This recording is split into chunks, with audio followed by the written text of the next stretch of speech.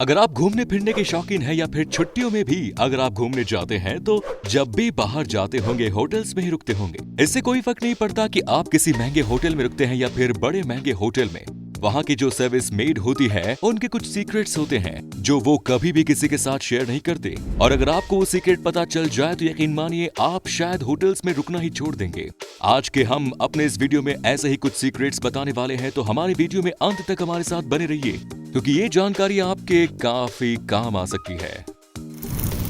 Number 1, जब भी आप किसी होटल में चेक इन करते हैं फिर वहां पर एक रूम बुक कर लेते हैं तो आप यही उम्मीद करते हैं कि आपके साथ होटल स्टाफ बिल्कुल वैसे ही बिहेव करेगा जैसे कि वो बाकी सारे क्लाइंट को करता है। But hotel staff high profile customer और बड़े आदमियों के साथ में एक डिफरेंट बिहेवियर शो करता है। होटल स्टाफ रिच पीपल को ऐसे अनेक स्पेशल केयर देता है जो आप सोच भी नहीं सकते। फॉर एग्जाम्पल हम आपको बताते हैं, जैसे जो रूम्स उन्हें दिए जाएंगे वो रूम्स आपके रूम की तुलना में ज्यादा नीट एंड क्लीन होंगे, ज्यादा अच्छी क्वालिटी के स्नैक्स रखे होंगे, सारी चीजें बेटर टेस्ट की होंगी और कुछ महंगी भी होंगी। इसका सीधा सा रीजन है हाई प्रोफाइल लोग स्टाफ को टिप्स भी अच्छी करते हैं और होटल्स का मेन बिजनेस उनसे ही चलता है। वो होटल से जैसे इंप्रेशन लेकर जाएंगे वैसा ही सबको बताएंगे और उनके कॉन्ट्रैक्ट से जो लोग आएंगे वो भी हाई प्रोफाइल ही होंगे। लेकिन ये बात नॉर्मल क्लाइंट को शो नहीं की जाती क्योंकि आप थोड़े देखने जाते हैं कि किसी हाई प्रोफाइल कैंडिडेट के रूम को किस तरह से डिजाइन किया गया है। Number 2, snooping. आप जब किसी होटल में रुकते हैं तो पूरे समय आप अपने रूम में नहीं रहते,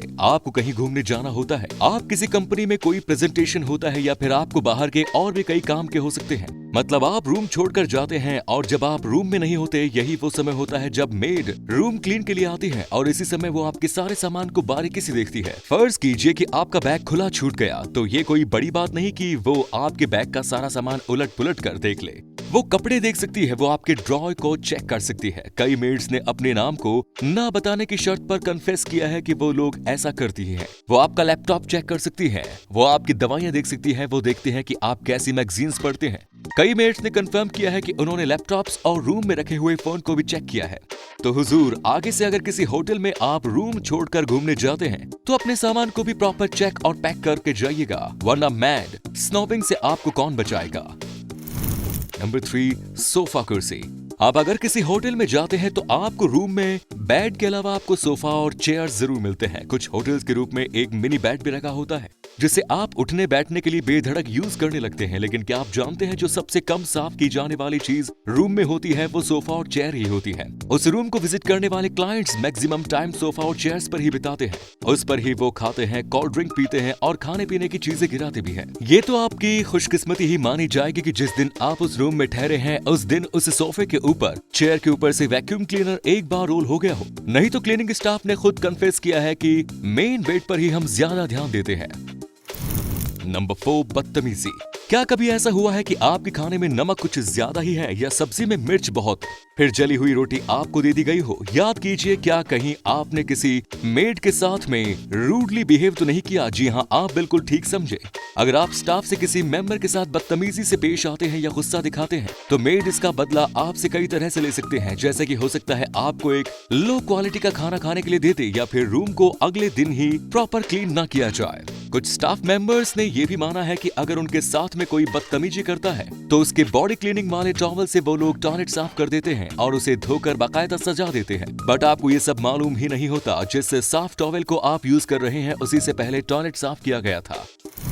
नंबर 5, बर्फ बकेट। तो दोस्तों, जब भी आप किसी होटल में जाते हैं तो जाहिर है आप लोग कोई सेलिब्रेशन भी करते ही होंगे। नहीं भी करते हैं तो भी हमें आइस क्यूब्स की जरूरत पड़ती है, इसीलिए आइस बकेट मंगाते हैं। ज्यादातर होटल की आइस बकेट गंदी होती है क्योंकि आपने गौर किया होगा कि बकेट पर एक बड़े पॉलीथीन के साथ आती है जिसमें लिखा रहता है कि डोंट थ्रो पॉलीथीन अवे, और आपके ड्रिंक्स लेने के बाद जो भी कुछ मटेरियल बचता है उसे उस पॉलीथीन में डाल दिया जाता है। और मैक्सिमम पार्टी के साथ क्या होता है ये तो हम जानते ही हैं। ड्रिंक करने के बाद की सारी गंदगी बकेट में ही जाती है। एक और गंदी चीज होती है वाइन ग्लास। आपको शायद झूठ लगे लेकिन ज्यादातर वाइन ग्लासेस को जस्ट पानी से खंगाल दिया जाता है, अच्छे से नहीं धोया भी जाता। जो भी इन ग्लासेस को यूज करता है उसे इन्फेक्शन हो जाता है, तबीयत खराब हो सकती है। दोस्तों, अगर आप किसी होटल में जाएं तो आइस बकेट और वाइन ग्लासेस को सोच समझ कर ही यूज करें। दोस्तों, हमारा आपसे क्वेश्चन है, भारत के मोस्ट महंगे होटल में एक सूट के लिए एक दिन का चार्ज कितना होता है?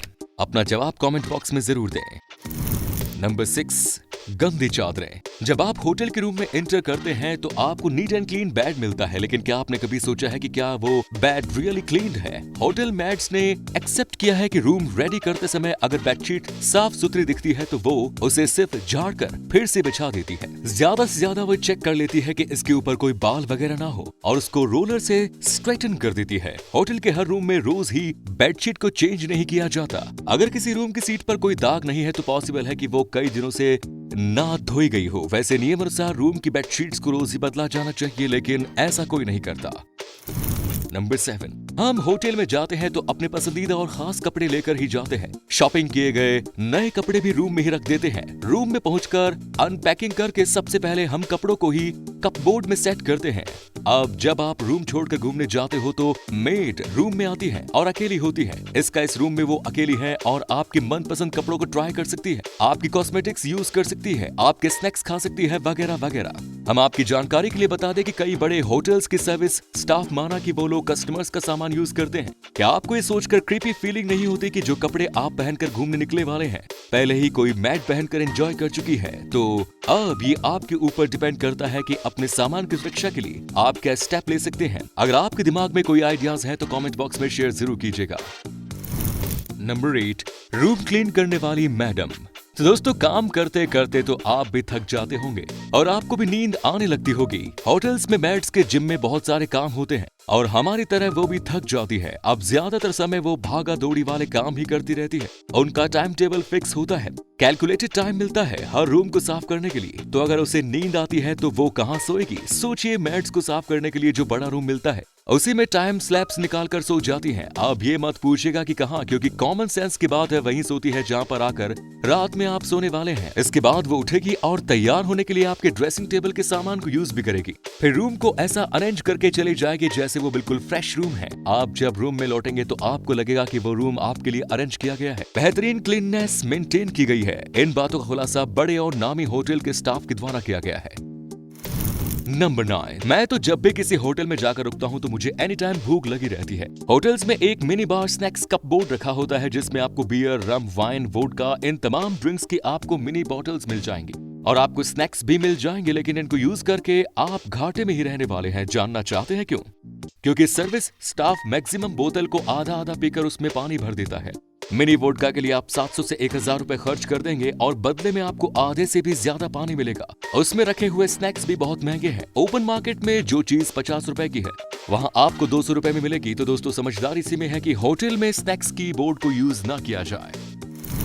नंबर 10, वो आपको सुनते हैं। जब आप किसी होटल में चेक इन करते हैं तो रिसेप्शन से लेकर अपने रूम तक आप अनजान लोगों से मिलते हैं। वो लोग आपको नहीं जानते और आप उनको नहीं जानते, लेकिन आप शायद नहीं जानते कि वो आपको बारीकी से देखते हैं। जब रूम क्लीनिंग करना हो तो भीतर आते जाते हैं। आपके सामान से वो ये समझ जाते हैं कि आप कैसे इंसान हो और कितने पैसे वाले हो। अगर आप एक हाई प्रोफाइल इंसान है तो होटल स्टाफ आपको सर्विस प्रदान करने से पहले नेट पर आपके बारे में जानकारी हासिल कर लेगा।